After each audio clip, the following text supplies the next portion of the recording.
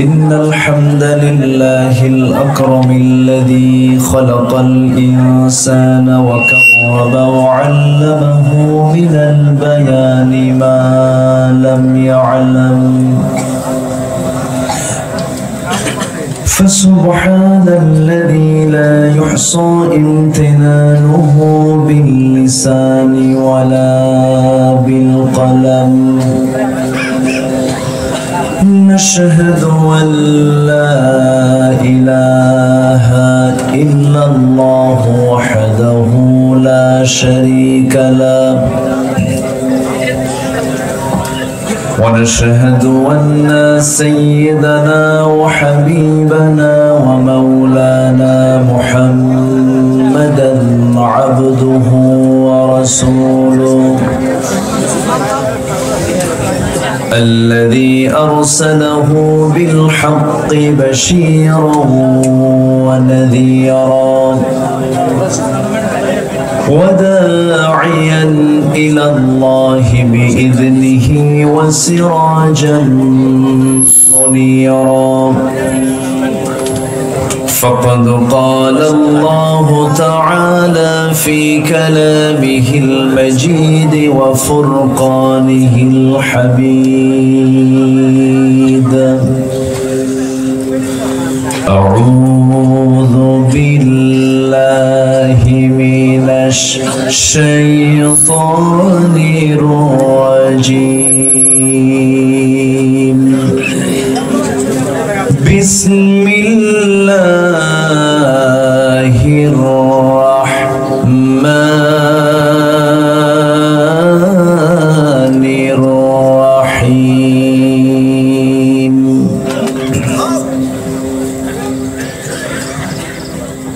إنما المؤمنون الذين آمنوا بالله ورسوله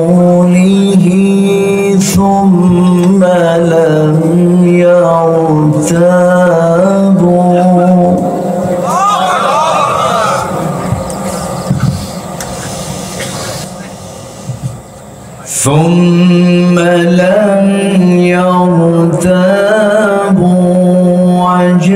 وجاهدوا في سبيل الله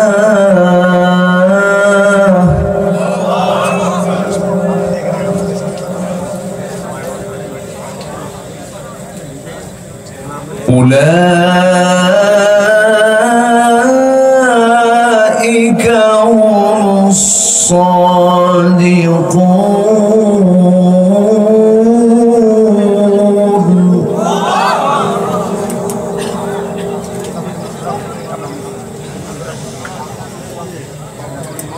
قل أتعلمون الله بدينكم والله يعلم ما في السماوات وما في الأرض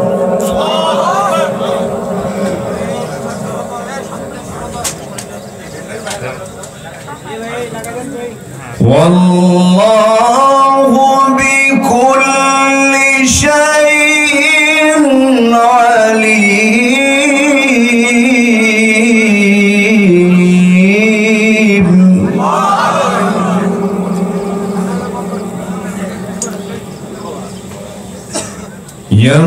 يمنون عليك أن أسلموا قل لا تمنوا علي إسلامكم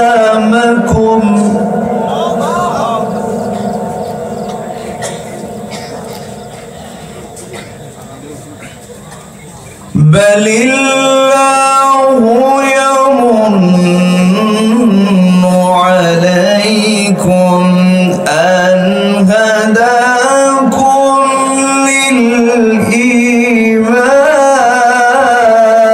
للإيمان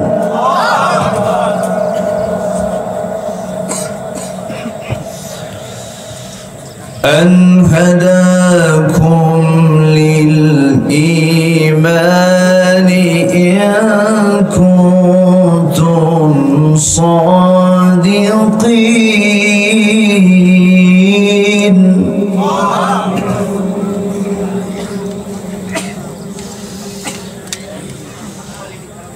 الله أكبر.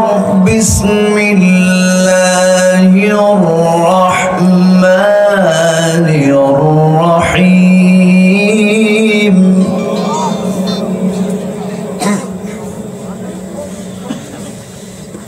إن الله وملائكته يصلون على النبي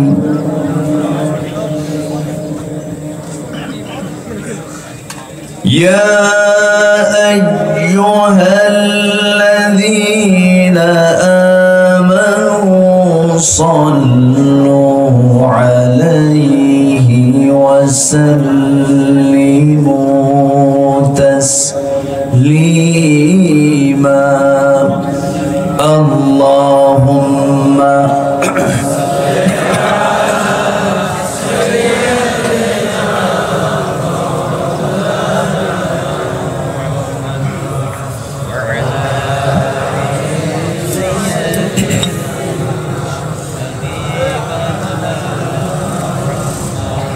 একটু মহব্বত দিয়ে দিলটা খুলে আওয়াজ দিয়ে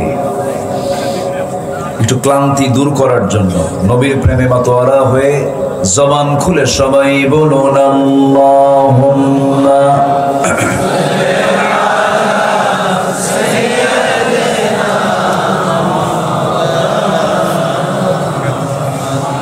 ওয়া আলা আলি সাইয়্যিদিনা।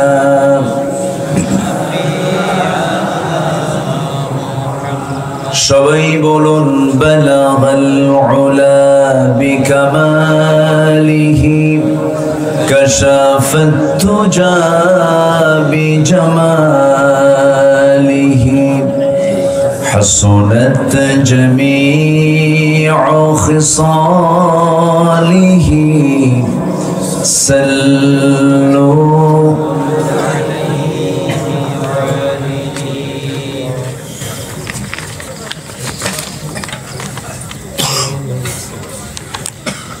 উত্তরবঙ্গের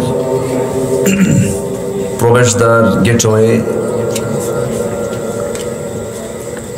বগুড়া জেলার সদর উপজেলার ইরুলিয়া চকপাড়া মাদ্রাসায়ে নূরে মদিনা ঐতিহ্যবাহী এই প্রতিষ্ঠানের উদ্যোগে আয়োজিত দ্বিতীয় বার্ষিকী তাফসীরুল কোরআন মাহফিল 2024 21শে মার্চে অনুষ্ঠিত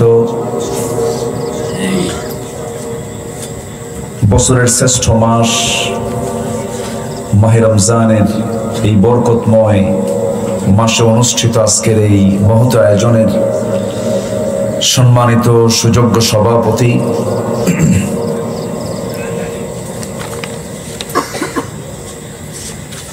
শ্রেষ্ঠ দ্বীনি বিদ্যাপীঠ জামিল মাদ্রাসার সম্মানিত মুহাদ্দিস মাওলানা শহীদুল ইসলাম, আজকের মাহফিলের বরেণ্য প্রধান অতিথি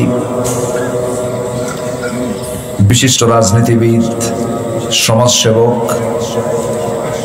জনাব সুলতান মাহমুদ খান রনি সাহেব, আজকের মাহফিলে উপস্থিত এক ঝাঁক ওলামা বৃন্দ, বিশেষ করে আমার পূর্বে কথা বলেছেন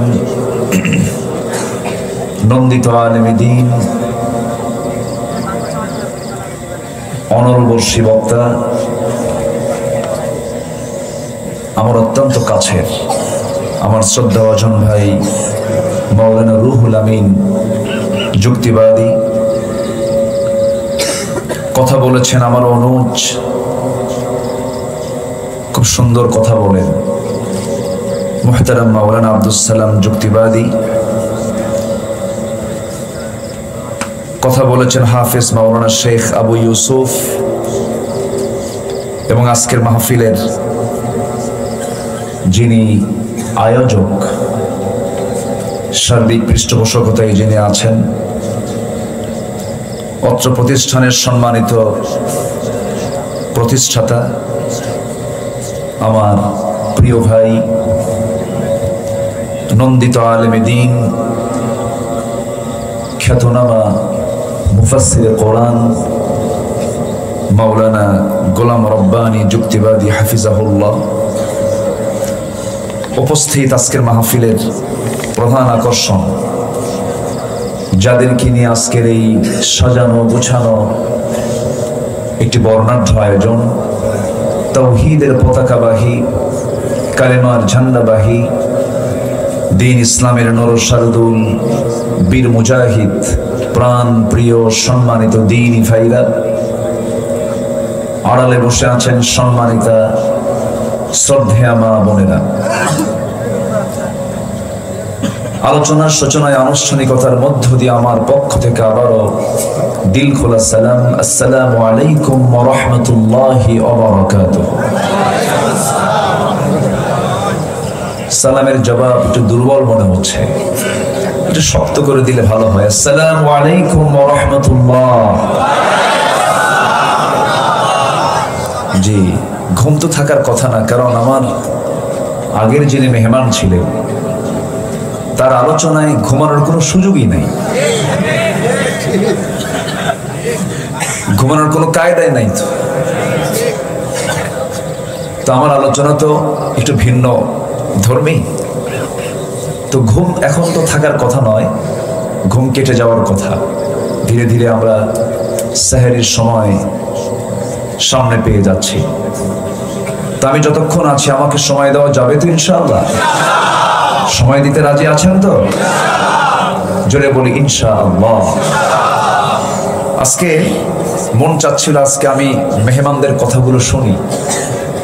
এই মঞ্চে এতগুলো মেহমানকে একসাথে করা কিন্তু কঠিন ব্যাপার। একদিনে, হয়তো একদিনে হয় না, 2 দিন 3 দিন লাগে। বিশেষ করে দেখেন, গতকালকে আমার গোলাম রব্বানী ভাই তিনি ছিলেন সেই খুলনার কয়রা। কোথায়? গোটা দেশব্যাপী, একদম টেকনাফ থেকে তেতুলিয়া, রূপসা থেকে পাথুরিয়া, সুন্দরবন থেকে বান্দরবন, সব জায়গায় চষে বেড়ান এই ভাইরা। তারা আজকে এক মঞ্চে, এক কাতারে। আলহামদুলিল্লাহ। সম্মানিত ভাইয়েরা, আমি আলোচনার সূচনায় সূরাতুল হুজুরাত থেকে, কেউ কথা বলেছেন কে সূরা থেকে? না, আচ্ছা, সূরাতুল হুজুরাত থেকে আমি শেষ দিকের কয়েকটা আয়াত আমি তেলাওয়াত করেছি। যাবেন একটু?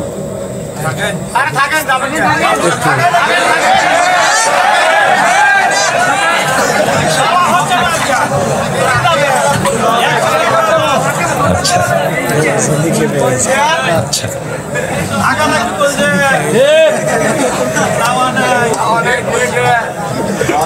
সম্মানিত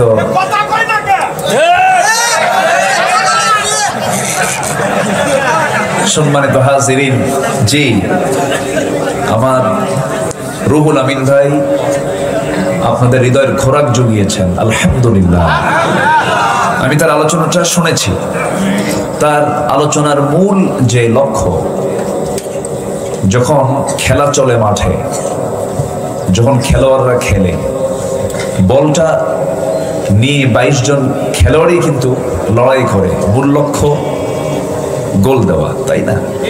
তো ওনার আলোচনার ঘুরে ফিরে মূল কেন্দ্রবিন্দু ছিল হলো ইকামাতে দ্বীন, আল্লাহর জমিন, আল্লাহর দ্বীন কায়েমের সংগ্রামে নিজেকে একজন তার সৈনিক হিসাবে নিজেকে প্রস্তুত করা। আলহামদুলিল্লাহ। এক একজন তো এক একভাবে বুঝান, আল্লাহ তাআলা এক একজনকে এক এক ধরনের যোগ্যতা দিয়ে দেন। সম্মানিত হাজিরিন, আল্লাহ তাআলা তুমি আমার রুহুল আমিন ভাইকে কবুল করে নাও। জোরে বলি আল্লাহুম্মা আমিন। সম্মানিত ভাইরা, আমি যেখান থেকে কথা বলছিলাম, যেখান থেকে আমি তেলাওয়াত দিয়ে শুরু করেছি, আল্লাহ তাআলা এই জায়গায় বান্দাকে সার্টিফিকেট দিয়েছেন। তিনি বলছেন তোমরা 3টা কাজ করে আসো, আমি নিজ হাতে তোমাকে আমার দফতর থেকে সার্টিফিকেট দিয়ে দেব। জোরে বলি সুবহানাল্লাহ। তাহলে সার্টিফিকেট কি নোবেল সুইডিশ একাডেমি দিচ্ছে? না, পৃথিবীর কোন দফতর কিন্তু দিচ্ছে না। আল্লাহ নিজে বলছেন আমি নিজে তোমাকে মানে চারিত্রিক সনদ দিয়ে দেব, শুধু 3টা কাজ করে আসো। সুবহানাল্লাহ বলেন। এই 3টা কাজ আজকে আমরা খুব সংক্ষিপ্ত সময় আমরা শুনবো, যদিও আলোচনার সময়টা এটা নয়। আলোচনার সময়টা হলো, মূল সময়টা হলো বড় জোর 9টা থেকে 11টা। সেই সময় তো তারাবি থাকে। সেই যৌবনকাল পার করে আমি উঠছি বুড়াখালী, বুঝলেন? এটা বুড়াখালী বলা চলে। এখন দেখি ভাঙ্গা চোরা কিছু কথা যদি বলতে পারি, আল্লাহ যেন আমাকে সেই কথাগুলো বলায় দেন যেটা জাতির জন্য প্রয়োজন। শুধু আপনি শুনবেন না কথাগুলো, এই কথাগুলো আপনি আমাকে সহযোগিতা করবেন থেকে, এবং এই কথাগুলো আগামীকালকেই কোটি কোটি মানুষ এই কথাগুলো শুনতে পাবে ইনশাআল্লাহ। তার মাধ্যম হচ্ছে এই মিডিয়াগুলো। আজকে প্রায় শতাধিক মিডিয়া এখানে এসেছে। এই মিডিয়াগুলো আগামীকালকেই মানুষের চোখে চোখে অর্থাৎ হাতে হাতে এই আলোচনাগুলো পৌঁছে দিবেন তারা। আমরা তাদের জন্য দোয়া করি, আল্লাহ তুমি তাদের এই পরিশ্রম, এই মেহনতকে তুমি আল্লাহ দ্বীনের জন্য কবুল করে নাও। সম্মানিত ভাইয়েরা, তাহলে আমরা সার্টিফিকেটের জন্য কত ব্যস্ত হয়ে পড়ি। যদি আমার একটা অক্সফোর্ডের সার্টিফিকেট থাকতো, কেমব্রিজের যদি একটা সার্টিফিকেট থাকতো, একটা যদি পিএইচডি ডিগ্রি থাকতো, অনেকের কত স্বপ্ন থাকে, কিন্তু আল্লাহ তাআলা সহজেই বলছেন আমি তোমাকে নিজে সার্টিফিকেট দেব, তোমাকে কিছু কাজ করতে হবে। এর মধ্যে 1 নাম্বার কাজ হলো ঈমান আনতে হবে। কি আনতে হবে বলেন তো? এখানে কি ঈমান ছাড়া কেউ আছেন? বেঈমান কেউ আছেন কি? সবাই তো আমরা ঈমান এনেই ফেলছি। কিন্তু আল্লাহ তাআলা আবার দেখেন ঈমানদারকে ডাক দিয়ে আবার বলছেন ঈমানদাররা ভালো করে ঈমান আনো, এমন হুকুম আছে না নেই? আবার ঈমানদারকে ডাক দিয়ে আরেক জায়গায় বলছেন মুসলমান না হয়ে মরো না। তাহলে আমি ঈমান এনেছি শুধু এতটুকুন বললাম আর আমি নাজাত পেয়ে যাব না। ঈমান এনেছি মানে কি? আমার এই দেহটা, আমার এই জীবনটা হিংস্র জন্তুর সামনে আমি সোপর্দ করে দিয়েছি। হিংস্র জন্তু আছে না নাই? আছে না? আমার কথা বুঝতেছেন কিনা জানি না। আমাদেরকে খেয়ে ফেলার মতো, নিঃশেষ করে দেওয়ার মতো ঈমানদারদের জীবনকে নাস্তানাবুদ করার জন্য কিছু হিংস্র হায়না জন্তু আছে না নাই? আল্লাহ রাব্বুল আলামিন বান্দাকে নিজেই প্রশ্ন করছেন আহাসিবান নাস আইয়ুতরাকু আইয়াকুলু আমান্না ওয়া হুম লা ইফতানুন।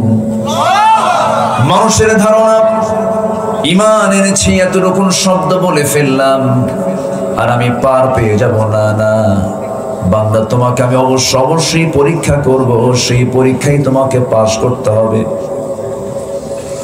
পাশ ছাড়া জান্নাত মিলবে না। এই পৃথিবীতে যত আল্লাহর পছন্দের গোলাম দুনিয়া থেকে গত হয়েছেন, প্রত্যেকটা গোলামদেরকে পরীক্ষা করা হয়েছে। প্রত্যেকটা পরীক্ষায় তারা সেকেন্ড হয়েছেন না ফার্স্ট হয়েছেন? ফার্স্ট হয়েছেন।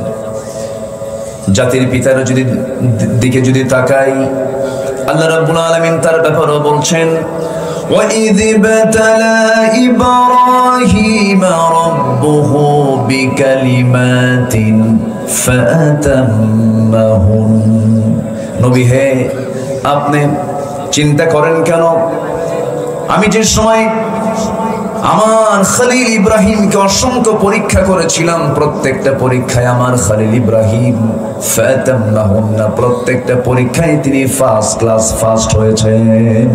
জোরে বলি সুবহানাল্লাহ। তাহলে ঈমান আনা মানে পরীক্ষার মুখোমুখি হয়ে যাওয়া। আজও দুনিয়াতে পরীক্ষা দিয়ে ঈমান টিকে রাখতেছেন এমন জানবাজ ঈমানদার আছে না নাই? তো তাকান ফিলিস্তিনের দিকে, ছোট্ট ছোট্ট বাচ্চাগুলো ইসরায়েলি সৈন্যের সামনে বুকের বোতাম খুলে দিয়ে বলে, কয়টা গুলি চালাবি চালা, ফিলিস্তিন আমাদের, বাইতুল আকসা আমাদের। বুকের তাজা রক্ত ঢেলে দিচ্ছে, বুকের বোতাম খুলে দিচ্ছে। আবার কিছু আলেম নামের কলঙ্ক আছে যারা ওই ইহুদি খ্রিস্টানদের পা চাটা গোলাম। আছে না নাই? সালাউদ্দিন আইয়ুবী রাহমাতুল্লাহ আলাইহি, যিনি বাইতুল আকসাকে ইহুদি মুক্ত করার পর 3000 আলেমকে তিনি নিজে হত্যা করেছিলেন। কেন? এটার মূল কারণ হলো তারা শুধু সমাজে তাদের পরিচিতি ছিল আলেম, কিন্তু তারা মূলত ছিল হলো ইহুদি খ্রিস্টানদের পা চাটা গোলাম। এরকম তো এখন সমাজে নাই। আসতে বলে, আসতে বলবেন না, আছে না নাই? ইমানদার মানে কি মাথায় টুপিতে পড়া? ইমানদার মানে কি শুধু মাথায় মুখে দাড়ি রাখা? না।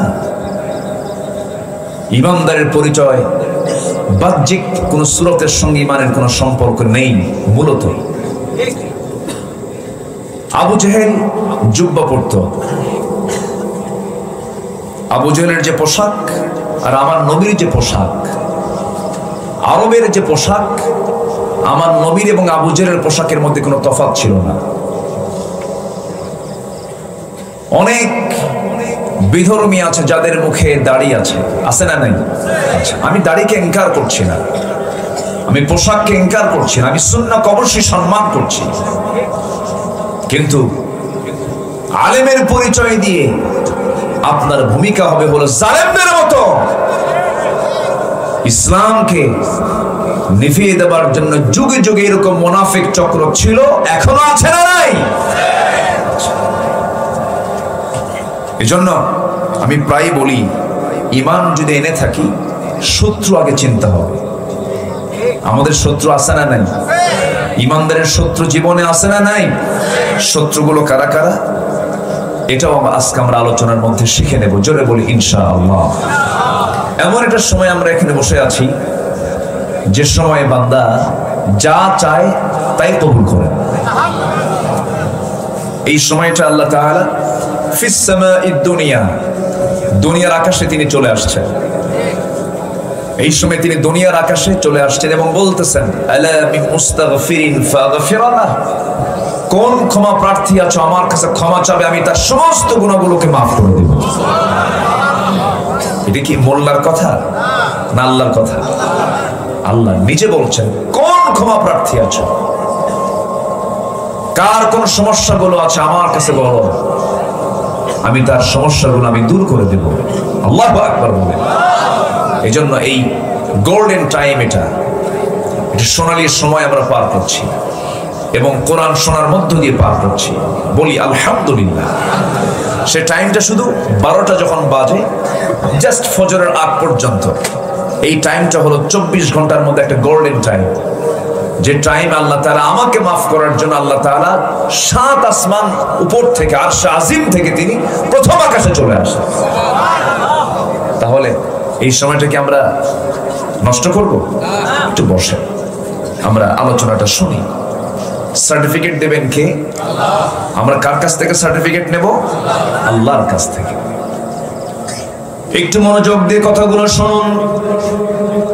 আল্লাহ রাব্বুল আলামিন সুন্দর করে বলছেন সূরাতুল হুজুরাত, ইন্নামাল মুমিনুনা আল্লাযীনা আমানু বিল্লাহি ওয়া রাসূলিহি সুম্মা লাম ইয়ারতাবু وجاهدوا بأموالهم وأنفسهم في سبيل الله বিল্লাহ উলাইকা হুমুস সাদিকুন। জোরে বলুন আল্লাহু আকবার। প্রকৃত মুমিন তো তারাই, আল্লাহ তাআলা নিজেই ঈমানদারের পরিচয় দিতে নিয়ে বলছেন প্রকৃত ঈমানদার তো তারাই যারা কি করল, আল্লাযীনা আমানু, যারা ঈমান আনলো আল্লাহর উপরে, আল্লাহর প্রতি যারা বিশ্বাস আনলো, আল্লাহর প্রতি বিশ্বাস ওই বান্দার 100% চলে আসবে যে বান্দা কোরআনটাকে ভালো করে বুঝতে পারবে। আম খেতে ভারী মজা, আম খেতে ভারী মজা, সারাদিন আপনি খাতা কলমে লিখবেন, এটা লেখার মধ্যে মজা পাবেন না যতক্ষণ না আমটা আপনার জিহবায় না হাজির হবে। ঠিক তেমনি আমি ইমানদার চিল্লায় আমি ইমানদারের স্বাদ আমি বুঝতে পারবো না। আমি যে ইমানদার, আমি যে একজন মুমিন মানুষ, মুমিন বান্দা, এটা আমার বোঝার জন্য, জানার জন্য সবচেয়ে বড় প্রয়োজন হলো কোন কিতাবের জ্ঞান অর্জন করা। কোন কিতাবের জ্ঞান অর্জন করা? কোরআন শেখা সবার জন্য সুন্নাত না ফরজ? আল্লাহ তাআলা যে ইবাদতগুলো দিয়েছেন, সকল ইবাদতের মূল শর্ত হলো এই কোরআনের জ্ঞানটা হাসিল করা। ধরেন আপনি নামাজ পড়তে যাবেন, কি লাগবে বলেন? কি লাগবে বলেন? কোরআন লাগবে। এজন্য একজন মুসলিমের জীবনে সব শিক্ষার আগে, সব শেখার আগে কি শেখা দরকার? তো মাদ্রাসায় নূরে মদিনাতে কি শেখানো হয়? কোরআন শেখানো হয়। আমি গোলাম রব্বানী ভাইকে ধন্যবাদ জানাচ্ছি। হাজারো ব্যস্ততার মধ্যে তিনি দিন বোঝার জন্য, দিন শিক্ষার জন্য তিনি একটা মার্কাজ এখানে তৈরি করেছেন। আমরা দোয়া করি আল্লাহ তাআলা গোলাম রব্বানী ভাইয়ের এই মাদ্রাসায় আল্লাহ যেন বরকত দিয়ে ভরপুর করে দেন। জোরে বলি আল্লাহুম্মা আমিন। এবং এরুলিয়া, এটা এরুলিয়াই তো না? এরুলিয়াবাসীকে বিশেষ করে আমি বিনয়ী সুরে বলতে চাই, ভাববেন যে এই মাদ্রাসা আপনার এলাকার জন্য একটা রহমত, বরকত। এটা মাথায় রাখবেন। এটা আপনাদের দায়িত্ব, এটাকে লালন করা। আপনাদের একটা বিশাল দায়িত্ব কিন্তু আছে। সম্মানিত ভাইয়েরা, যদি প্রশ্ন করা হয় পৃথিবীতে শ্রেষ্ঠ মানুষ কারা, রাসূল বলে দিচ্ছেন শ্রেষ্ঠ মানুষ তো তাই যারা নিজে কোরআন শেখে এবং অপরকে শিখায়। জোরে বলে সুবহানাল্লাহ। তাহলে শ্রেষ্ঠ কাজ কোন গ্রামে হচ্ছে? বলেন কোন গ্রামে হচ্ছে? এরুলিয়াতে, যে শিখে এবং শিখায়। সম্মানিত ভাইয়েরা, কোরআন এমন একটা কিতাবের নাম, জানেন এই কোরআন একদিন আমার আপনার জন্য বিপদের কারণ হতে পারে। কি বিপদ হতে? বলবেন হুজুর আপনি এটা কি বললেন? যদি আমি কোরআনকে না মানি, এই কোরআন আমাকে জাহান্নামের দিকে নিয়ে যাবে।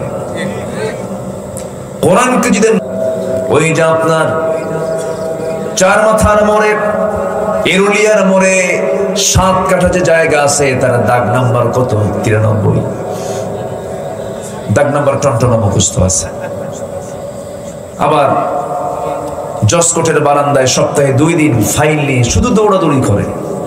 চাচা এই বুড়া বয়স আপনি ফাইল নিয়ে দৌড়াদৌড়ি করেন, কোর্টের বারান্দায় নড়াচড়া করেন, আপনার কষ্ট হয় নাকি? বাবা আমি তো আসতে চাই না, কিন্তু মামলা আছে। কিসের মামলা?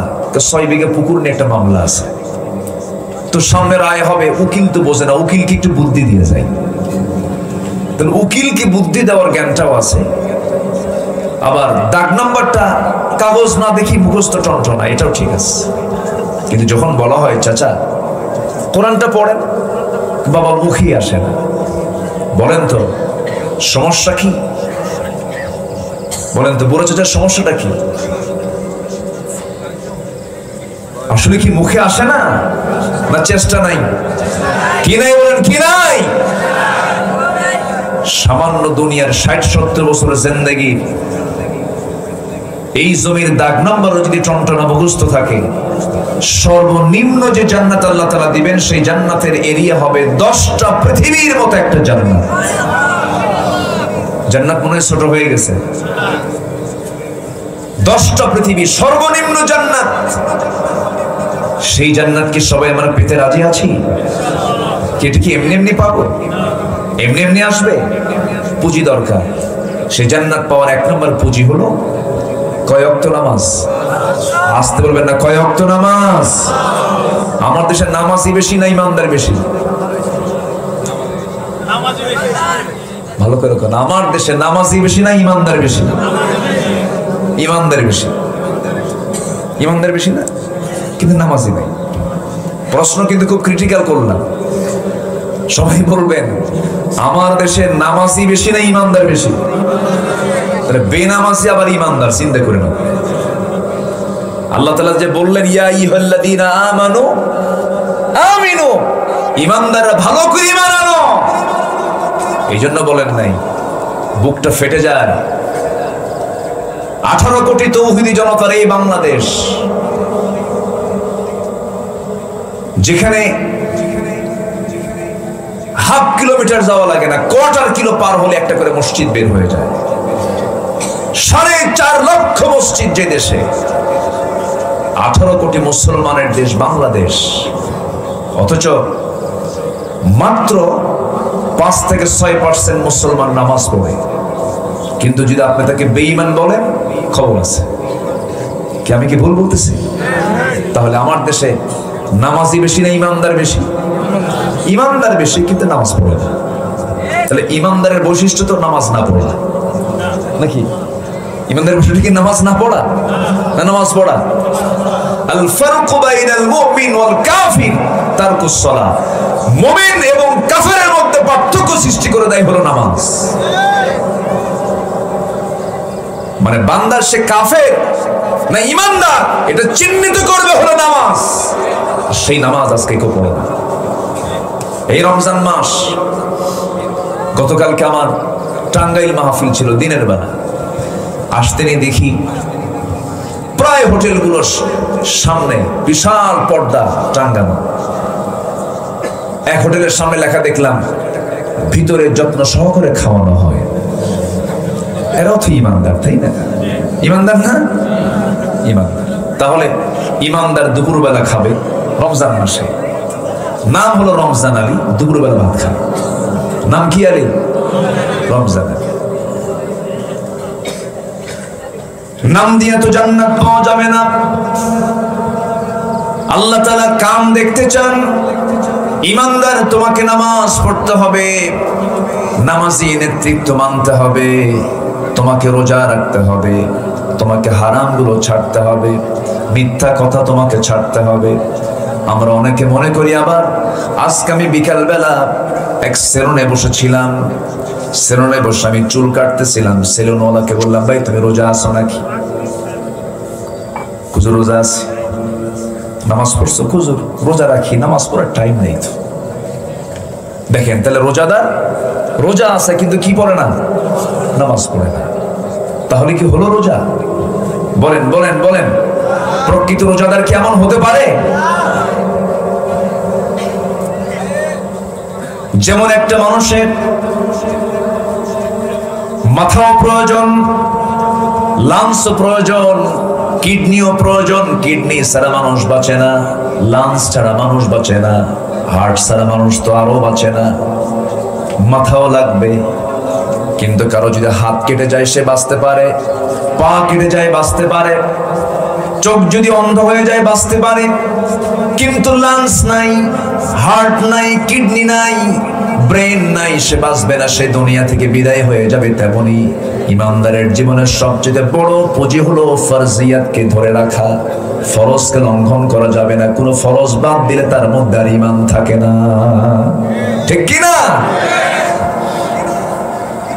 রাসূল এমনি বলেননি, মান তারাকা সালাতান মুতাআম্মিদান ফাকাদ কাফার। যে ব্যক্তি এক ওয়াক্ত নামাজ ছেড়ে দিল ইচ্ছা করে, সে যেন কুফরি করল, সে কুফরি হালতে চলে গেছে। রাসূল সবচেয়ে বেশি রেগে যেতেন নামাজের ব্যাপারে যদি কেউ বেখিয়াল হয়ে যেত। আজকে নামাজের কোনো কথা নেই। আমার দেশে ইফতার মাহফিল এক সময় প্রত্যেকটা অঙ্গনে ইফতার মাহফিলের একটা ট্র্যাডিশন ছিল, এটা ভালো। ইফতার কি একা করা ভালো না, জামাতের সঙ্গে করা ভালো? সংঘবদ্ধ হইতে ইফতার করার নিয়ম। যদি কেউ একটা খেজুর দিয়েও যদি কাউকে ইফতার করে, পূর্ণ রোজাদারের সব আল্লাহ পাক তার আমলনামায় দিয়ে দেন। প্রাচ্যের অক্সফোর্ড নামে খ্যাত, Oxford of the east, university of Dhaka. আমি সেই ঢাকা ইউনিভার্সিটির ছাত্র, আমি নিজেও ছিলাম। সেই ইউনিভার্সিটিতে ক্যাম্পাসের সামনে ছাত্ররা ইফতার পার্টির আয়োজন করেছে। ইফতার পার্টির আয়োজন কেন করলো? শোকজ করা হয়েছে। আমরা তো এমন বাংলাদেশ আমরা দেখতে চাইনি। ইফতার মাহফিলকে শোকজ করা হবে, ইফতার মাহফিলকে নিয়ে কথা বলা হবে। ইফতার মাহফিল করা যাবে না, এমন জাতীয় কথা তাদের মুখের থেকে বের হয় যাদের মধ্যে ঈমানের গন্ধ খুঁজে পাওয়া যায় না। সম্মানিত ভাইরা, সম্মানিত বন্ধুগণ, তাহলে আমরা যেহেতু ঈমান এনেছি, সবার কাছে আমার প্রথম একটা প্রস্তাব থাকবে, দাবি থাকবে, জীবনে কি আমরা কেউ নামাজ কাজা করব? নামাজ কেউ ছেড়ে দেব? 5 ওয়াক্ত নামাজ পড়তে রাজি আছি সবাই আমরা? রমজান মাসে রোজা রাখবো, জোরে বলি ইনশাআল্লাহ। রোজা রাখা কি? আরো জোরে, রোজা রাখা কি? রোজা ভাঙ্গা কি? বলেন, রোজা ভাঙ্গা কি? রোজা ভাঙতে তো পারে না। ইচ্ছা করে রোজা রাখা, ইচ্ছা করে রোজা ভাঙ্গা চরম গুনার কাজ, বড় গুনার কাজ, কবিরা গুনার কাজ। কিন্তু আবার রোজা ভাঙ্গাও কিন্তু আপনার জন্য জরুরি। বিশেষ সময়ে, কোন সময়? বিশেষ সময়ে। আপনি অসুস্থ, আল্লাহ তাআলার দয়া বান্দার উপরে কম না বেশি? বেশি। ইন কুনতুম মারদা আও আলা সাফারিন, অসুস্থ আছো, সফরে আছো, দরকার নাই রোজা ভাঙ্গো। কার কথা? আসতে বলবেন না, কার কথা? আল্লাহ কি রোজা রাখতে নিয়ে মরতে বলছেন? আল্লাহ বলছেন তুই সুস্থ আছিস, তুই সবল আছিস, মুসাফির না, রোজা রাখ। অসুস্থ, রোজা রাখার দরকার নাই। সুবহানাল্লাহ বলবেন না? আচ্ছা, বাবা তার ছেলে কি কম ভালোবাসে না বেশি ভালোবাসে? তার চাইতে আল্লাহ তার বান্দাকে কম না বেশি? আরো বেশি। শুধু বেশি না, অনেক বেশি। আল্লাহ বুঝেন বান্দা অসুস্থ হতে পারে, রোজা রাখার দরকার নেই, রোজা রাখো না, পরে যখন সুস্থ হবে আবার রোজা রেখে নিও। যেরকম সুবহানাল্লাহ, কি দয়া তার। আমার বন্ধুগণ, রোজা ভাঙ্গা যাবে না। এক সাহাবী রোজা অবস্থায় দিনের বেলা স্ত্রী সহবাস করেছেন। স্ত্রী সহবাস করা কি রোজা অবস্থায় কি বলেন হালাল না হারাম? স্ত্রী হালাল হলেও রোজা অবস্থায় সহবাস করা হারাম, গুনার কাজ, করা যাবে না, নিষিদ্ধ এটা। কিন্তু সাহাবী এমন একটা কাজ করে ফেলছে, নিজের স্ত্রী তো, বৈধ স্ত্রী। আমার ওয়াজ শুনতে মনে আপনাদের কষ্ট হচ্ছে মনে হয়। তো সহবাস করার সঙ্গে সঙ্গে তিনি আবার তওবা করে ফেলেছেন, চোখের পানি ফেলে কাঁদছেন। নবীর কাছে গিয়ে আস্তে আস্তে করে জড়সড় হয়ে বসে বলতেছে, হুজুর কাম তো সারছি, আমি কি করছো? হুজুর আমি তো রোজা অবস্থায় দিনের বেলা আমি স্ত্রী সহবাস করে ফেলছি। রাসূল বললেন, তাহলে 60টা রোজা রাখো। তাহলে কাফারা, এক রোজার বিপরীতে তাকে কয়টা রোজা রাখতে হবে? তাও একটা বাদ দিলে হবে না, মাঝখানে একটা বাদ দিলে আবার সেখান থেকে নতুন করে গুনতে হবে। এক টানা এক রোজার জন্য কাফারা হলো কয়টা রোজা? 60টা। সাহাবী বলে, হুজুর আপনি আমার বডির দিকে তাকায় দেখেন তো, আমি পারবো? আমার রাসূল মুস্কি হাসি মারলেন। সুবহানাল্লাহ। হুজুর আমার পক্ষে সম্ভব নয়, এক টানা রোজা আমি রাখতে পারবো না। রাসূল বললেন, তাহলে তুমি 60 জন মিসকিনকে দুবেলা করে খাবার খাওয়ায় দাও। হুজুর আমার মতো ফকির কেউ আছে নাকি? আমার তো নিজের বাড়িতেই খাবার নাই, ফকিরে খাওয়াবো কখন? আমি দিতে পারবো না। ফিদিয়াতু তুআম মিসকিন, এটা আমার পক্ষে সম্ভব নয়। রাসূল চুপ মেরে গেলেন, সে খাওয়াতেও পারবে না, রোজাও রাখতে পারবে না। রাসূল আর কি বলবেন, চুপ মেরে আছেন। এমন সময় একজন সাহাবী এক কার্টুন ভর্তি খেজুর নিয়ে এসে নবীর সামনে দিয়ে বলছেন, হুজুর হাদিয়া স্বরূপ দিয়ে গেলাম। এক কার্টুন খেজুর রাসূল নিয়ে বলেন, ও সাহাবী, যেহেতু তোমার কোনো সামর্থ্য নাই, তুমি যেহেতু একটা রোজা নষ্ট করে ফেলেছো, এই যে এতগুলো খেজুর আমাকে দিয়ে গেল, এই খেজুর তোমাকে দিলাম, তুমি দুস্থ অনাথ যে সমস্ত গরিব মানুষগুলো আছে তাদেরকে তুমি এটা দান করে দাও, এটা তাদের মাঝে বন্টন করে দাও। হুজুর, আমার জানা মতো আমার চাইতে বড় ফকির এই এলাকায় আর কেউ নাই, আমার বাচ্চাগুলো না খাওয়া আমি কারে দেবো? রাসূল এক পর্যায়ে বলেই ফেলেন, যা তুই নিয়ে যা, তুই খা, তোর পরিবারকে খাওয়া, যা। সুবহানাল্লাহ। কষ্ট হচ্ছে আপনাদের? আমার ভাইয়েরা, ইচ্ছা করে রোজা ভাঙ্গা যাবে না। আরেকটা হাদিসের কথা আমার মনে হয়ে গেল, আপনি যে রোজা ভাঙবেন 1000 বার আপনাকে এই হাদিসের কথা মনে করা উচিত। একজন সাহাবী আমার নবীর সামনে বসে আছেন, রাসূল হাদিসটা বর্ণনা করছেন। আমার নবীজি বলেন, রাতের বেলা আমি ঘুমিয়ে পড়লাম, স্বপ্নের মধ্যে দেখি দুজন ফেরেশতা আমাকে এসে ধরলেন, স্বপ্নের মধ্যে আমাকে নিয়ে গেলেন। নবীদের স্বপ্ন মিথ্যা না সত্য? মিথ্যা না সত্য? আর আমার আপনার স্বপ্ন সত্য হতে পারে, মিথ্যাও হতে পারে। ইন্নী আরা ফিল মানামি আন্নী আযবাহুক ইন্নী রাআইতু 11 কাওকাবা ওয়াশ-শামস ওয়াল-কমার রাআইতুহুম লি সাজিদিন। নবীরা যে স্বপ্নই দেখেছেন সেটাই হলো সত্য স্বপ্ন। রাসূল বলছেন, স্বপ্নের মধ্যে আমাকে দুজন ফেরেশতা নিয়ে চলে গেল, একটা পাহাড়িয়া উঁচু পাহাড়ের উপরে আমাকে উঠানো হলো। আমি দেখতে পেলাম স্বপ্নের ভিতরে কোন এক আল্লাহর বান্দাকে উপর করে উল্টা করে 2 পা বেঁধে উপরে তাকে বেঁধে রেখেছে, মাথাটা নিচের দিকে, পাটা উপরের দিকে, ধারালো এক অস্ত্র নিয়ে তার মুখের মধ্যে ধারালো অস্ত্র চাকুটা ঢুকায়া দিয়া বারবার মুখটা কাটতেছে, রক্তগুলো গড়ে গড়ে পড়তেছে, আবার ঠিক হয়ে যায়, আবার তার মুখটা কেটে ফেলে, রক্তে সয়লাব হয়ে যাচ্ছে। এমন লোমহর্ষক শাস্তি দেখে আমি দুজন ফেরেশতাকে জিজ্ঞাসা করলাম, এই বান্দাটার এমন শাস্তি হওয়ার মূল কারণটা কি বলো তো আমাকে?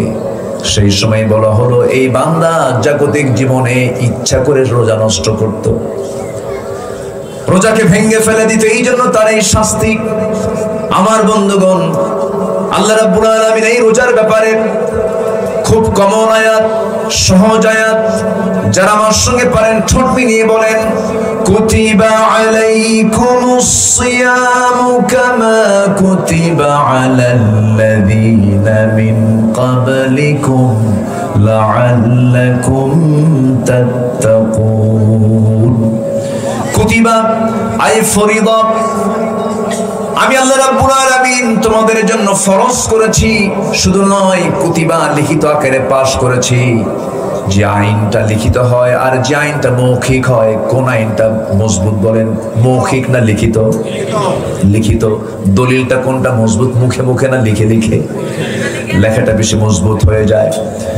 আল্লাহ রাব্বুল আলামিন এখানে ফরিদা শব্দ বলতে পারতেন, কিন্তু কুতিবা কেন বললেন? গুরুত্ব বুঝিয়ে দিচ্ছেন, ও বান্দা, আমি তোর জন্য এমন একটা সিয়াম, এমন একটা ইবাদত তোর জন্য আমি ফরজ করেছি, লিখিত আকারে পাশ করেছি, যেটা তুই যদি ভালো করে আদায় করতে পারিস, ও বান্দা, এই সিয়াম তোকে জান্নাতের দরজায় পৌঁছায়া দেবে। ফলাফল হবে হলো লাআল্লাকুম তাত্তাকুন, মুত্তাকি হতে পারবে, আল্লাহওয়ালা হতে পারবে। রোজা রাখার উপকারিতা কি দেখেন? কোন বান্দা যদি নেশাখোর হয়, রমজান মাস একটানা যদি সিয়াম পালন করে, সে যদি নেশা থেকে বাঁচতে চায়, এই রোজায় তাকে নেশা থেকে বাঁচাতে পারে। কিন্তু কিছু কিছু রোজাদার আছে, সকাল থেকে সন্ধ্যা পর্যন্ত সাহরি খাইছে, ইফতার করছে, কোনো সমস্যা নাই। ইফতার করার মাত্রই সে দোকানদারের সামনে গিয়ে বলে, ভাই মাথা ঠিক নেই, তাড়াতাড়ি বিড়িটা দাও। আছে না নাই বলেন? কিন্তু আপনি পারবেন এই রমজানের মধ্য দিয়ে সকল বদ নেশা দূর করতে? আপনি পারবেন? মিথ্যা কথা ছেড়ে দিতে।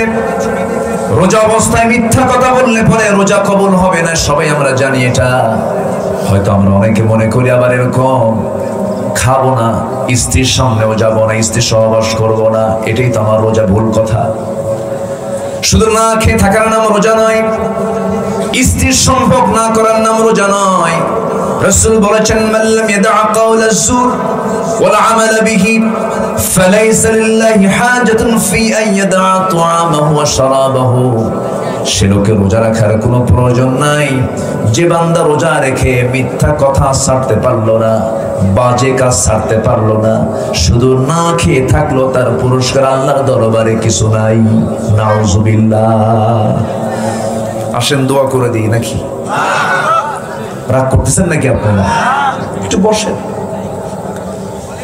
একটু বসেন। আমরা একসঙ্গে আজকে এখানে শেষ দোয়ায় শামিল হব। জোরে বলি ইনশাআল্লাহ।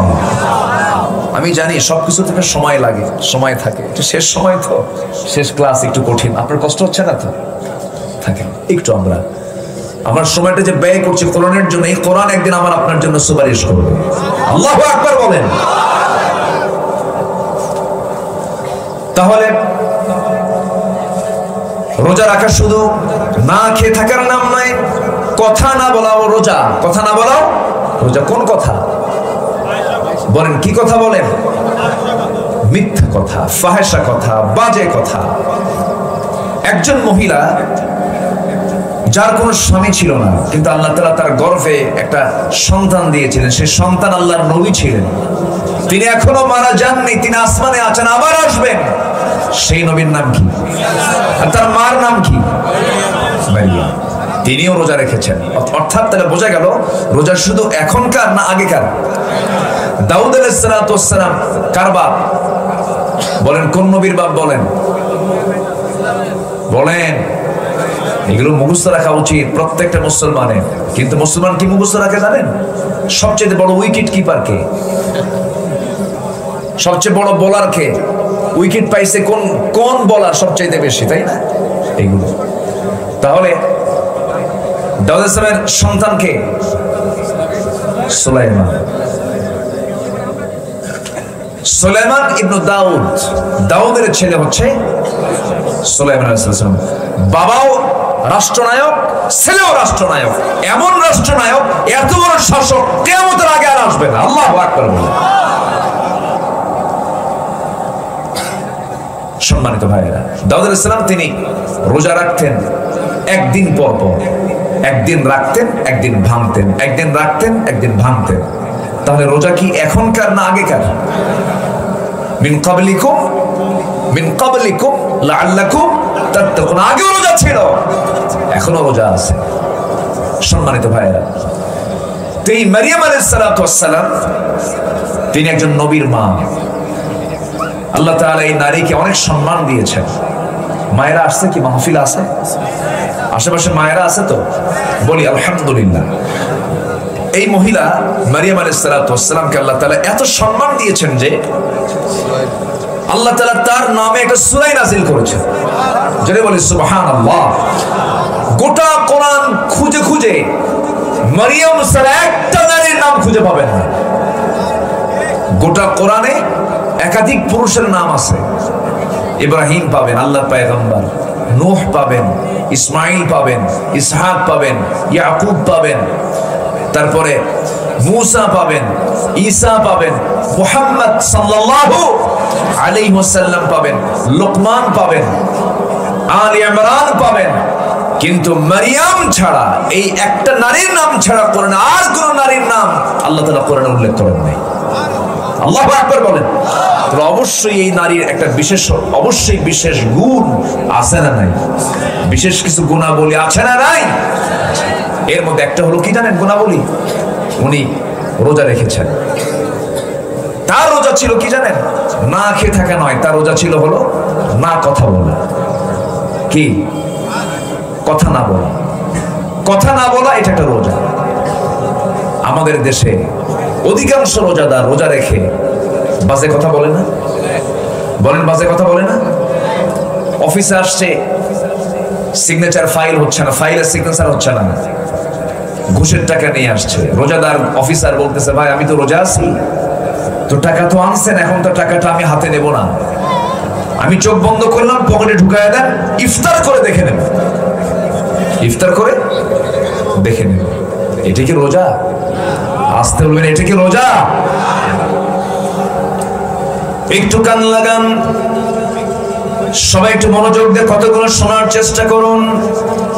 আল্লাহ তাআলা মারিয়ামকে এত সম্মান কেন দিলেন, এবং আল্লাহ তাআলা মারিয়ামকে এত সম্মান দিয়েছেন, সাথে তার বাবার সম্মানও কিন্তু কম নয়। বাবার নামে একটা সূরা আছে আলে ইমরান, মেয়ের নামটাও আছে, বাবার নামটাও আছে। এই মারিয়াম আলাইহিস সালাম তিনি কথা না বলা রোজা তিনি রেখেছেন।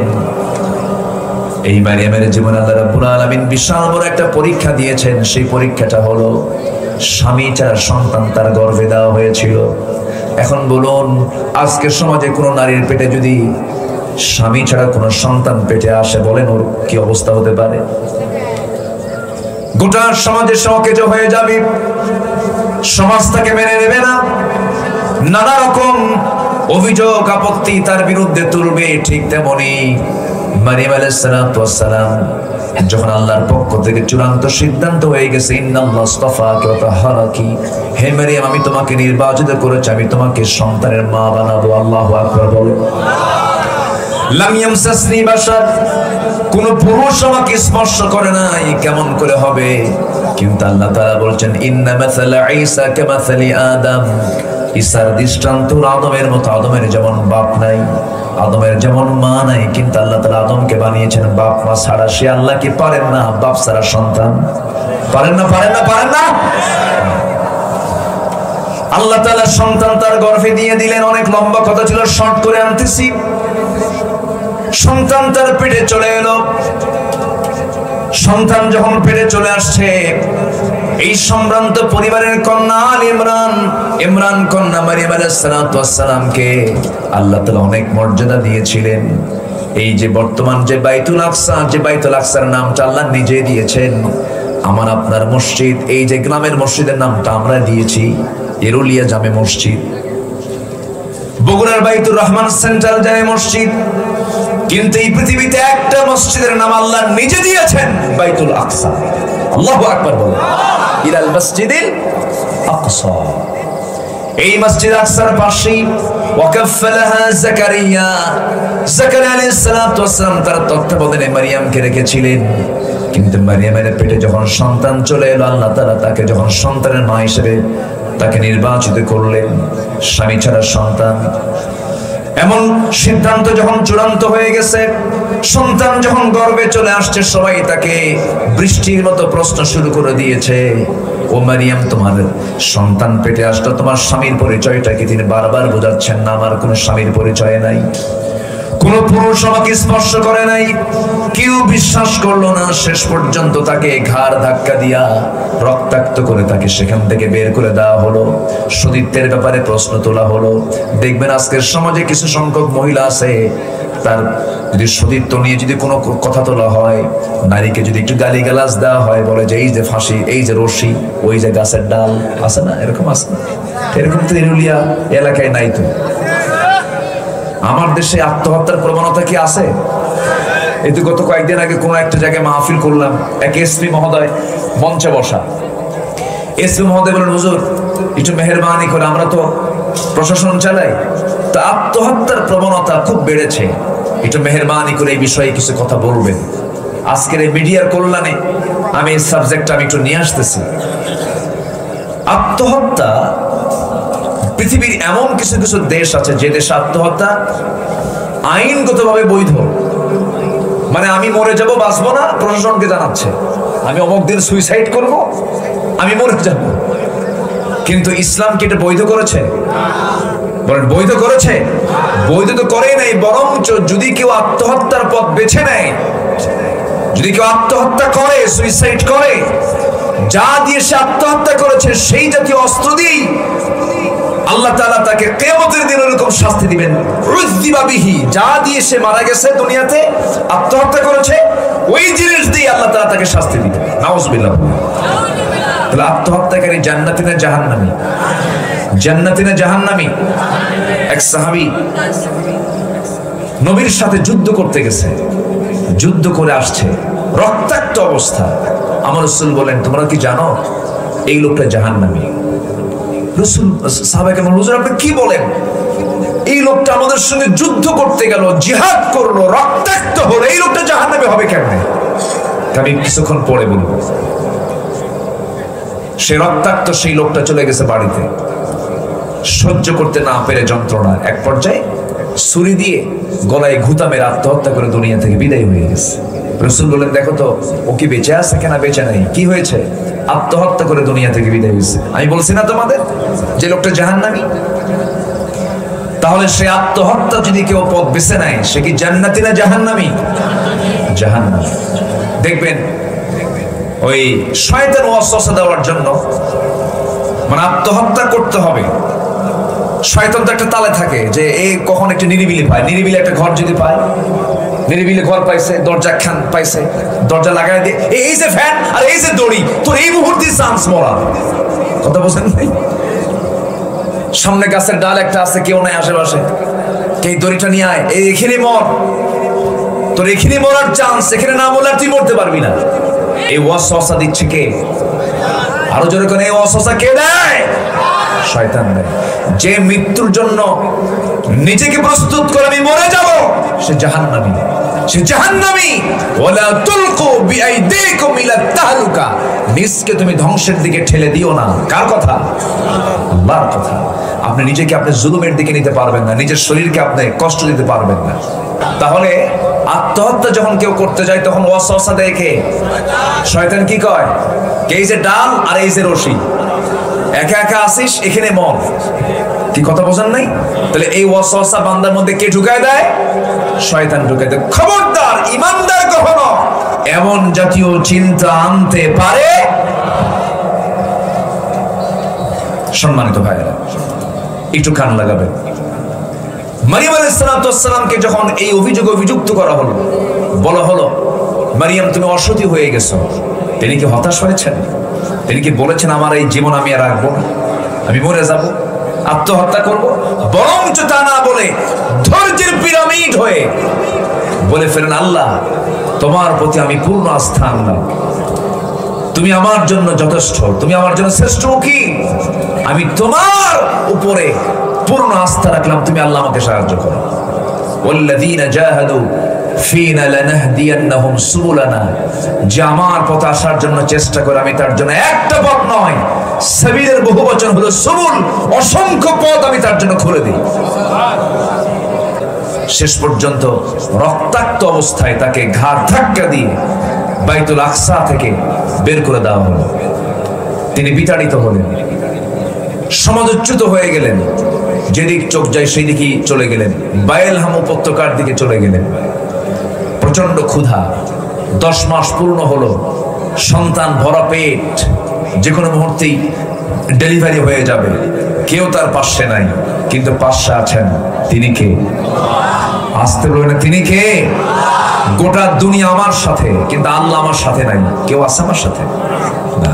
আর গোটা দুনিয়া আমার সাথে নাই, আল্লাহ আমার সাথে আছেন। এটাই মেজরিটি, এটাই মেজরিটি, এটাই মেজরিটি, ঠিক কিনা? আমি কার সাথে থাকতে চাই? বলেন, আমি কাকে নিতে চাই? আল্লাহকে। এই আল্লাহকে কাছে পাওয়ার জন্য আল্লাহ বলছেন, বান্দা আমি খাই না, তুইও খাবি না রমজান মাসে, আমি ঘুমাই না, তুই রমজান মাসে ঘুমাবি না, কিয়ামুল লাইল করবি, রাত দিনের বেলা রোজা রাখবি, আমার গুণ অর্জন করবি। সিবাগাত আল্লাহ, ওমান আহসানু মিনাল্লাহি সিবাগা, আমি তোকে আমার নিজ হাতে জান্নাত দিয়ে দেব। সব ইবাদত, সব ইবাদতের সবগুলো ফেরেশতারা লেখে। আল্লাহ বলেন, ফেরেশতা তোরা আমার রোজাদারদের, আমার রোজাদার বান্দার কোন সব তোরা লিখবি না। আজজি বিহি আই উজজা বিহি, আমি নিজে বান্দার পুরস্কার নিজের হাতে তুলে দেব। জোরে বলি সুবহানাল্লাহ। সম্মানিত ভাইরা, সেই মহিমান্বিত, তাৎপর্যমণ্ডিত, গুরুত্বপূর্ণ একটা মাস আমরা মাহে রমজানকে পেয়েছি। মাহে রমজানকে আমরা কাজে লাগাবো, প্ল্যান করব। এই রমজান হতে পারে আমার জীবনের শেষ রমজান, আল্লাহ আমাকে দিয়েছেন এই মাস আমার জীবন থেকে সমস্ত গুনাহকে ধুয়ে মুছে সাফ করার জন্য। আমার জীবনে কোনো গুনাহ আমার আমলনামায় রাখা যাবে না। এই রমজানের মধ্য দিয়ে মাফ চেয়ে নেব কার কাছে? আসতে বলবেন না, কার কাছে? শুধু যদি বলতে পারি আল্লাহ জীবনে মিথ্যা কথা বলবো না, হারাম খাবো না, তোমার ফরজ কোনো হুকুম লঙ্ঘন করব না, বান্দার হক নষ্ট করব না, আল্লাহ তোমার হুকুম ছাড়া কারো হুকুম মানবো না, তোমার আইন ছাড়া কারো আইন মানবো না, ওই বান্দা জান্নাতি। জোরে বলে সুবহানাল্লাহ। আমার কথা কি কষ্ট হচ্ছে আপনাদের? বলি আলহামদুলিল্লাহ। মারিয়াম আলাইহিস সালাতু ওয়াস সালাম শেষ পর্যন্ত একাকী পড়ে গেলেন, কিন্তু মরিয়ম কি একা? আর সাথে কে আছেন? আস্তানার কে আছেন?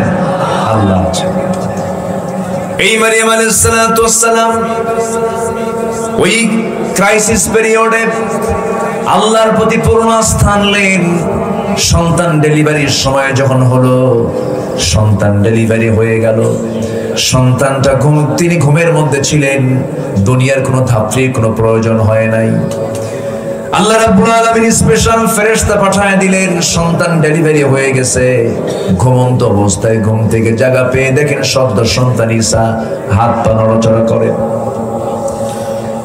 শুকনো ডালের নিচে বসা ছিলেন, শুকনো ডাল সবুজ পাতায় ভরে গেছে, ফলমূলগুলো টসটসে ধরে আছে, ফলমূলগুলো পারলেন হাতে, খেয়ে নিলেন, জীবনের শক্তি ফিরে পেলেন।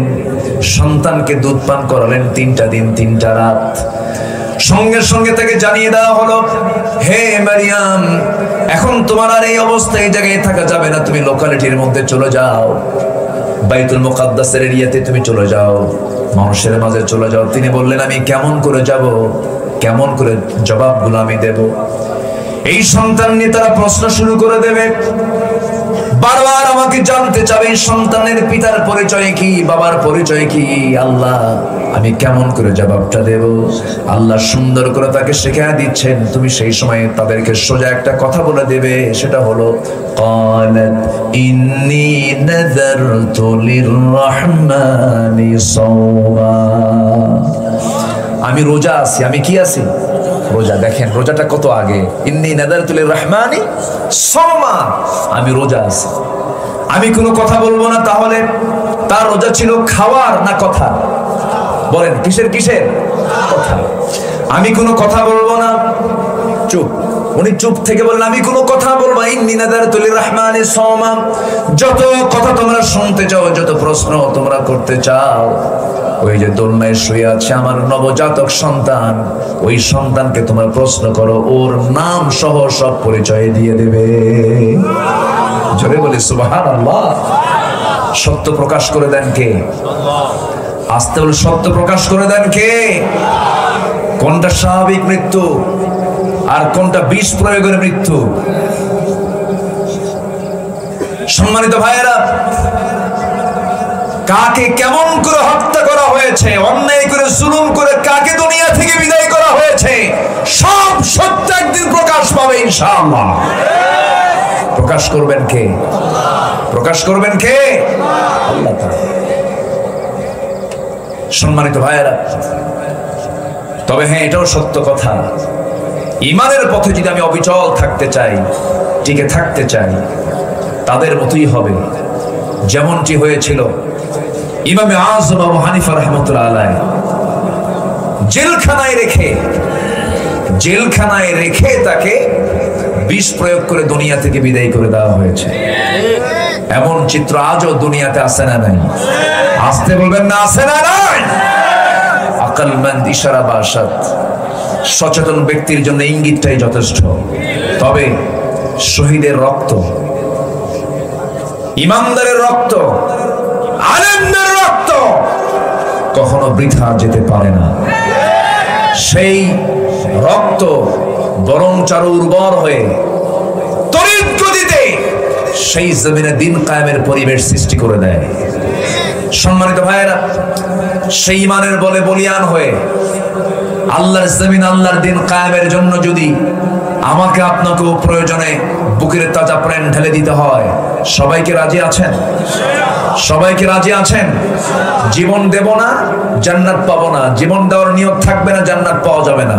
জীবন, জান, মাল ইসলামের প্রতি কোরবান দিতে প্রস্তুত, এমন সিদ্ধান্ত নিতে রাজি আছেন কারা কারা? একটা হাত তুলে দেখেন তো দেখি।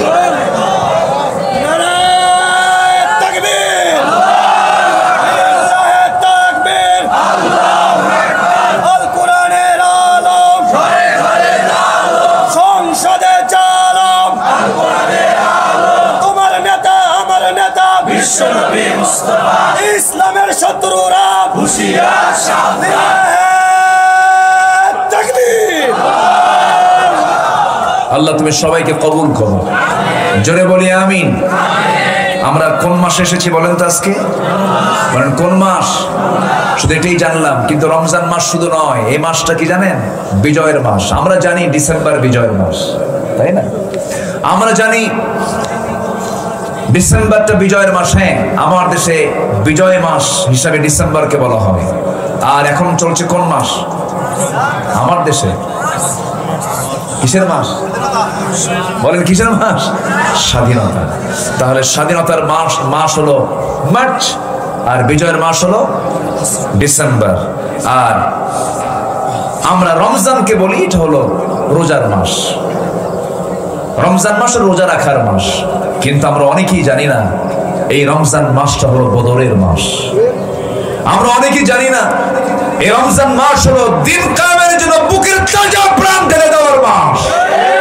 এটা আমরা অনেকেই জানি না। তাহলে আমি যদি বলি রমজান মাস ইসলামের বিজয়ের মাস, ভুল হবে? আসতে বলে ভুল হবে? এই কথা কি মুসলমানরা বলে? এই দেশে মুসলমানরা কি অধিকাংশ জানে? এটা জানেই তো। আজকে কততম রমজান চলছে? 13তম রমজান। রমজান এর রোজা ফরজ হয় মক্কায় না মদিনায়? এগুলো জানতে হবে। মদিনায়। বলেন কোথায়? মদিনায়। আমার রাসূল মদিনায় হিজরত করেছেন। দ্বিতীয় হিজরিতে আল্লাহ তাআলা এই রোজাটাকে ফরজ করে দিয়েছেন, এবং দ্বিতীয় হিজরিতেই আল্লাহ তাআলা ওই রোজাদারদেরকে দিয়ে ইসলামের বিজয় নিশ্চিত করার জন্য বদর যুদ্ধের হুকুম দিয়েছেন। আল্লাহু আকবার বলুন। তাহলে আমার আপনার জীবনে 20 বার, 30 বার, 40 বার পর্যন্ত রোজা আসলো, যুদ্ধে যাবো কখন? বিড়ি তো বন্ধ করতে পারলাম না। কি ঠিক আছে কিনা কয়? যুদ্ধ করবো কখন? বিড়ি মানে বিড়িটাকে ছাড়তে পারলাম না। সন্ধ্যায় ইফতার কইরা মুদিখানার দোকানদারের সামনে যায়, কয় ভাই আল্লাহ তো খুব আটকে রাখছিল এতক্ষণ ধরে, আর পারলাম না, তাড়াতাড়ি প্যাকেট দাও, খাই, মাথা ঠান্ডা করে। তাহলে যে রোজা আপনাকে বিড়ি ছাড়াতে পারে না, আপনি কি রোজা রাখলেন? যে রোজা আপনাকে সুদ ছাড়াতে পারে না, আপনি কি রোজা রাখলেন? যে রোজা আপনাকে মিথ্যা ছাড়াতে পারে না, আপনি কি রোজা রাখলেন? যে রোজা আপনাকে মিথ্যা সাক্ষী দেওয়া বন্ধ করতে পারে না, আপনি কি রোজা রাখলেন? এই জন্য রোজার সাথে সকল কিছুর সম্পর্ক আছে না নাই? আছে। রোজা মানে শুধু না খেয়ে থাকা নয়, রোজা মানে শুধুমাত্র উপোস থাকা নয়, রোজা মানে হলো সকল প্রকার হারাম থেকে নিজেকে বাঁচিয়ে রাখে, এটাও রোজা। সকল হারাম থেকে কি নিজেকে বাঁচিয়ে রাখা। সম্মানিত ভাইয়েরা, শুধু আমি আপনাকে লক্ষ্য করে যে কথা বলছি তা কিন্তু নয়। এখানে শতাধিক মিডিয়া আছে, তাদেরকে সামনে রেখে আমি কথাগুলো বলছি। আল্লাহ যেন আমাদের সবাইকে, যারা আমার আলোচনা শুনছেন এবং শুনবেন, সবাইকে এই কথাগুলো আমল করার তৌফিক দান করুন। জোরে বলি আমিন। সাহাবায়ে কেরাম শুধুমাত্র 1 মাসও রোজা রাখেন নাই, শুধুমাত্র 16টা রোজা রেখেছেন। কয়টা বলেন? 16টা রোজা রাখলেন। আমার নবীর কাছে রিপোর্ট চলে এলো, ইয়া রাসূলুল্লাহ সাল্লাল্লাহু আলাইহি ওয়াসাল্লাম, বদর যুদ্ধে, বদর প্রান্তরে, বদর কূপের কাছে কুরাইশ বাহিনী আবু জেহেলের নেতৃত্বে লোহিত সাগরের পাশ দিয়ে ঘেঁষে ঘেঁষে ওরা চলে এসেছে ইসলামকে নিভিয়ে দেবার জন্য। দিনকে, দিনের বাতিকে তারা নিভিয়ে দেবার জন্য তারা অলরেডি বদর প্রান্তরে হাজির হয়েছে। 16তম রমজানের দিন রাসূল জানতে পারলেন। সাহাবায়ে কেরামকে নিয়ে বললেন, সাহাবীরা তোমরা কি করবে বলো? যুদ্ধের ডাক এসেছে, রোজাও রাখছো তোমরা কি করবে বলো? সাহাবায়ে কেরাম বললেন, ইয়া রাসূলুল্লাহ আপনি চিন্তা করেন কেন? আমরা রোজাও রাখতে পারবো, জিহাদে অংশগ্রহণ করতে পারবো। রাসূল বললেন না, জিহাদের ময়দানে অংশগ্রহণ করার জন্য শক্তির প্রয়োজন, দৈহিক শক্তির প্রয়োজন। রোজা রাখলে তোমার ইমানের শক্তি বাড়তেছে, এটা ঠিক আছে, কিন্তু জিহাদের ময়দানে দৈহিক শক্তির দরকারও আছে না নাই? আমার রাসূল বললেন, তোমরা 17তম রমজানের রোজা তোমরা ভেঙে ফেলে দাও। তাহলে রমজান মাস রোজা রাখারও মাস, রমজান মাস আবার রোজা ভাঙ্গারও মাস। রোজা রাখতেও বলেছেন, রোজা ভাঙতেও বলেছেন। রাসূল বললেন রোজা ভেঙে ফেলো। কিছু সাহাবী আছে অতি উৎসাহী থাকে না, কিছু সাহাবা কেরাম, কিছু সাহাবী হুজুর আমরা দুটাই রাখবো, রোজাও রাখবো জিহাদও করবো। আমার রাসূল বললেন না, রোজা ভাঙতে হবে। আমার রাসূল নিজে আগে রোজা ভাঙলেন, আল্লাহু আকবার, রোজা ভেঙে ফেললেন। রোজা ভেঙে ফেলে বদর নামক প্রান্তরের দিকে রওনা দিবেন। অস্ত্র নাই, সংখ্যা নাই, বুড়া মানুষ, বুড়া সাহাবী, এরকম সীমিত সংখ্যক কিছু সাহাবীকে নিয়ে রাসূল বললেন, সাহাবীরা সংখ্যা তো খুব কম হলো, চলো আমরা রওনা দিই। ঘোড়াও নাই, অস্ত্র নাই, অশ্ব নাই, নিরস্ত্র বলা চলে। আমার নবীজি কিছু কিছু সাহাবীর হাতে খেজুর গাছের ডাল কেটে শুধু ডাল হাতে তুলে দিয়েছেন। কোন মাসে বলেন, কোন মাসে? রমজানের এই মাসের এই চেতনায়, এই রমজানের এই মাসে বদরের চেতনাও আমাদের দিলের মধ্যে আনার দরকার আছে না নাই? আচ্ছা, মাত্র 16টা রোজার ট্রেনিং নিয়ে তারা বদরের দিকে রওনা হলেন।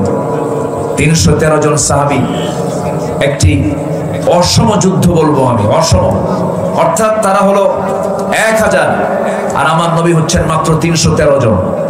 ওরা হচ্ছে সব অশ্বরোহী, অস্ত্রে শস্ত্রে সজ্জিত, আর আমার নবীজি হলেন নিরস্ত্র এবং ঘোড়া নাই, সংখ্যাও কম।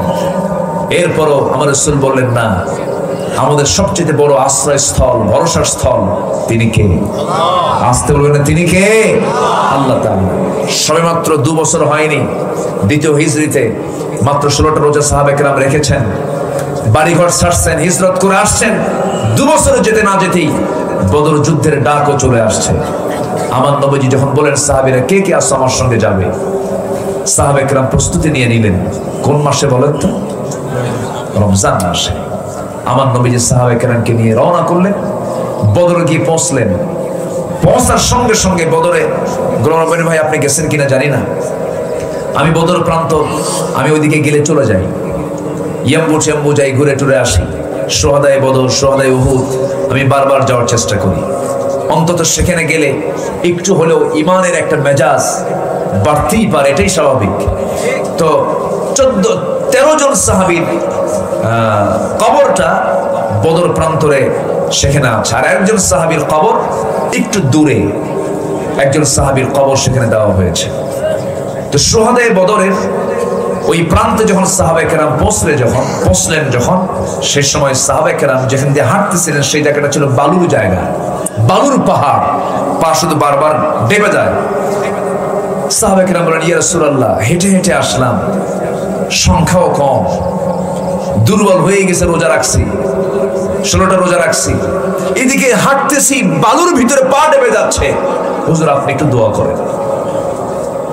আমার নবীজি আসমানের দিকে তাকায়া আল্লাহর দরবারে চোখের পানি ফেলে ফেলে কাঁদলেন, দোয়া করলেন। সঙ্গে সঙ্গে ঘন মেঘ জমা হলো, বৃষ্টি নাজিল শুরু হয়ে গেল।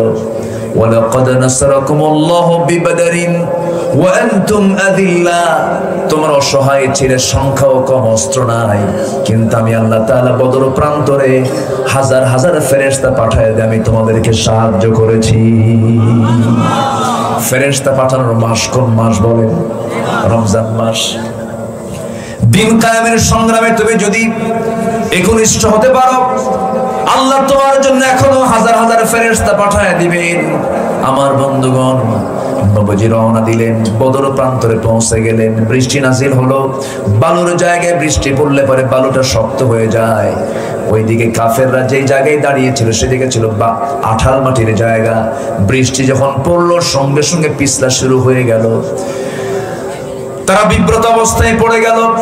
যুদ্ধের ডাক শুরু হয়ে গেছে। সেই যুদ্ধের ময়দানে আমার নবীজি উপস্থিত, নিজে স্বয়ং রাসূল নিজে উপস্থিত হয়েছেন। যুদ্ধ শুরু হয়ে গেছে, রাসূল যুদ্ধ পরিচালনা করছেন। যুদ্ধ যখন শুরু হবে, রাসূল বলেন, সাহাবীরা, এমন যুদ্ধে তোমরা আজকে অংশগ্রহণ করছো, কেউ কারো ভাইকে দেখবে, কেউ কারো নিজের ছেলেকে দেখবে, কেউ কারো শ্বশুরকে দেখবে, বাপকে দেখবে, ভাইকে দেখবে, একই গোষ্ঠীর মানুষকে দেখবে। সংগ্রাম করতে পারবে নাকি? সাহাবায়ে কেরাম বলছেন, ইয়া রাসূলুল্লাহ, আপনি এই ব্যাপারে কোনো চিন্তা করবেন না। আপনার মহব্বতে, দিনের মহব্বতে, আল্লাহর মহব্বতে হিজরত করে এসেছি মদিনায়। যুদ্ধের ময়দানে অংশগ্রহণ করেছি আল্লাহর জন্য। আমরা আল্লাহর পথে যুদ্ধ করব। সামনে কে পড়লো বুঝবো না, শুধু বুঝবো এরা হচ্ছে আল্লাহর দুশমন। আল্লাহু আকবার বলে। আমার ভাইয়েরা, কি চেতনা লালন করেছেন সাহাবায়ে কেরাম। কুল ইন কানা আবাউকুম ওয়া আবনাউকুম ওয়া ইখওয়ানুকুম ওয়া আজওয়াজুকুম। 8 শ্রেণীর চাইতে তারা আল্লাহ রাসূলকে এবং জিহাদকে বেশি পছন্দ করেছেন। সেই যুদ্ধের প্রান্তরে দেখা গেল সাইয়েদনা আবু বকর সিদ্দিক রাদিয়াল্লাহু আনহুর ছেলে তার বিরুদ্ধে যুদ্ধ করতে আসছে। উবাইদুল জাররাহ, একজন সাহাবী, তার বাপ তার বিরুদ্ধে যুদ্ধ করতে আসছে। আবুল আস, আমার নবীর জামাই, বড় মেয়ের জামাই, নবীর বিরুদ্ধে যুদ্ধ করতে আসছে। আমার নবীর আপন চাচা আব্বাস রাদিয়াল্লাহু আনহু নবীর বিরুদ্ধে যুদ্ধ করতে আসছে। কিন্তু কোন সাহাবী তারা বাপকে বাপ মনে করেন নাই, কোন চাচাকে চাচা মনে করেন নাই। যুদ্ধের ময়দানে শত্রু মনে করে যুদ্ধ চালালেন। 70 জন কাফের দুনিয়া থেকে বিদায় নিল। 70 জন যুদ্ধবন্দী হয়ে গেল।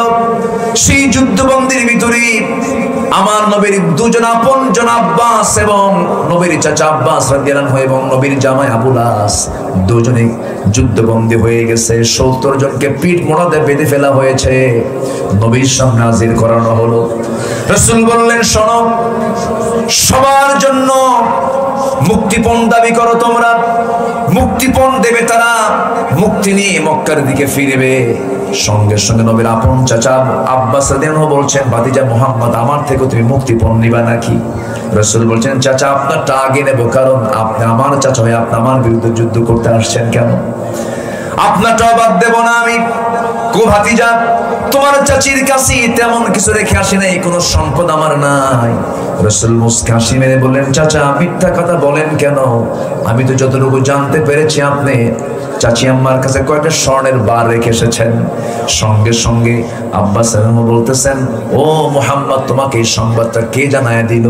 রাসূল মুস্কা হাসি মেরে বলছেন, ও ভাতিজা, ও আমার চাচা, আপনি আমাকে বলছেন এই কথা আপনার জানা উচিত ছিল। একজন নবীর কাছে তো আল্লাহ খবর পাঠাতেই পারেন। জোরে বলেন সুবহানাল্লাহ। সঙ্গে সঙ্গে সাইয়েদনা আব্বাস হাত টাগায় দিয়ে কালেমা পড়ে মুসলমান হয়ে গেলেন। এবার আবুল আসের পালা। আমার নবীর বড় মেয়ের জামাই। রাসূল বলছেন, আবুল আস, তোমাকে মুক্তিপণ দিতে হবে।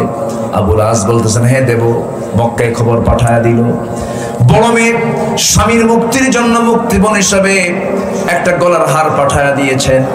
আমার নবীর হাতে যখন গলার হারটা চলে আসছে, আমার নবীজি গলার হারটা চোখে পড়া মাত্রই কান্নায় ভেঙে পড়লেন। সাহাবীরা বলছেন, ইয়া রাসূলুল্লাহ, সামান্য গলার হারের জন্য বিশ্বনবী কাঁদে কেন? কি রহস্য একটু আমরা জানতে চাই। রাসূল বলছেন, ও আমার সাহাবীরা, গলার হারের জন্য আমি কাঁদি না, আমার খাদিজার জন্য আমি কাঁদি। আমি নিজের চোখে দেখেছি আমার খাদিজার গলায় এই হারটা শোভা পেত, আমি দেখতাম, আমি আনন্দ পেতাম। কিন্তু আমার খাদিজা তার বড় মেয়ের বিয়ের সময় উপহার স্বরূপ গলার হারটা সে তার মেয়েকে উপহার স্বরূপ দান করেছিল। আজকে সেই গলার হারটা যখন চোখের সামনে পড়েছে, আমার খাদিজার সেই কথাগুলো আমার মনে পড়ে গেছে। আল্লাহ যেন খাদিজাকে জান্নাত দিয়ে দেয়। সাহাবায়ে কেরামও কান্দে, আমার নবীও কান্দেন। শেষ পর্যন্ত সাহাবায়ে কেরাম বললেন, ইয়া রাসূলুল্লাহ, যে গলার হারের সঙ্গে আপনার জীবনে এত বড় স্মৃতি জড়িত আছে, এটা আমরা মুক্তিপণ হিসেবে নেব না, ব্যাগ দিয়ে দেন। রাসূল বলেন, তাহলে কি করতে হবে? সাহাবায়ে কেরাম বললেন, ইয়া রাসূলুল্লাহ, আপনি যা বলবেন তাই হয়ে যাবে। এবার রাসূল বললেন, শোনো আবুল আস, তুমি একজন মুশরিক, আমার মেয়ে একজন মুমিনা ইমানদার নারী, মুশরিকের ঘরে ইমানদার নারী থাকতে পারে না। ওলা তুনকিহুল মুশরিকাত হাত্তা ইউমিননা, কোনো কথা বলা যাবে না। আমি তোমাকে মুক্তি দিয়ে দিচ্ছি, মুক্তি পনের হচ্ছে তুমি মক্কায় যাবে। মক্কায় যাওয়ার সঙ্গে সঙ্গে আমার মেয়েকে তালাক দিয়ে আমার মেয়েকে আমার ঘরে পাঠায় দিবা। ইমান তেমন একটা বিষয় না, ইমান আছে সম্পর্ক আছে, ইমান নাই সম্পর্ক নাই, ঠিক কি না? ইমান আছে সম্পর্ক আছে, ইমান নাই সম্পর্ক নাই। রাসূল বললেন আমার মেয়েকে তালাক দিয়ে পাঠায় দাও, তালাক দিয়ে পাঠায় দাও। আল্লাহ বলছেন আমার থেকে সার্টিফিকেট নিতে চাও, তাহলে কি করো? 3টা কাজ করে আসো। ইমানটা ভালো করে আনো। নাম্বার 2 হলো ইমান আনতে সন্দেহ করো না। সুম্মা লাম ইয়ারতাবু, কোরআনটাকে বুঝো, দ্বীনটাকে বুঝো, সন্দেহ মুক্ত ইমান আনো। ওয়াজাহাদু বিআমওয়ালিহিম ওয়া আনফুসিহিম ফি সাবিলিল্লাহ, এবং জান এবং মাল দিয়ে জিহাদ করো। কার পথে? আল্লাহর পথে। আল্লাহ বলছেন তাহলে উলাইকা হুমুস সাদিকুন, এরাই হলো প্রকৃত সত্যবাদী। আমি তাকে নিজে সত্যবাদীর সার্টিফিকেট তার হাতে তুলে দেবো। যেরকম সুবহানাল্লাহ। আল্লাহ তুমি এই আয়াতের আলোকে আমাদের জীবন গড়ার তৌফিক দিয়ে দাও। আমি এরুলিয়ার এই মাদ্রাসার ময়দান থেকে বিশেষ করে এরুলিয়াবাসীকে এই দায়িত্ব দিয়ে যেতে চাই। এই মাদ্রাসা আপনার হাতে তুলে যাচ্ছে। আপনারা কি বহন করতে পারবেন না ইনশাআল্লাহ? সবাইকে বহন করতে পারবেন না ইনশাআল্লাহ? আল্লাহ তুমি আমার প্রিয় ভাই গোলাম রব্বানী ভাইয়ের এই মাদ্রাসাকে এই অঞ্চলের শ্রেষ্ঠ মাদ্রাসা, শ্রেষ্ঠ বিদ্যাপীঠ হিসেবে তুমি আল্লাহ কবুল করো। তার যে মেহনত, তার যে পরিশ্রম, এর মাঝে তিনি যে এই মাদ্রাসা পরিচালনা করছেন, আল্লাহ তুমি এর জন্য উত্তম জাযায়ে খায়র তুমি আল্লাহ দিও।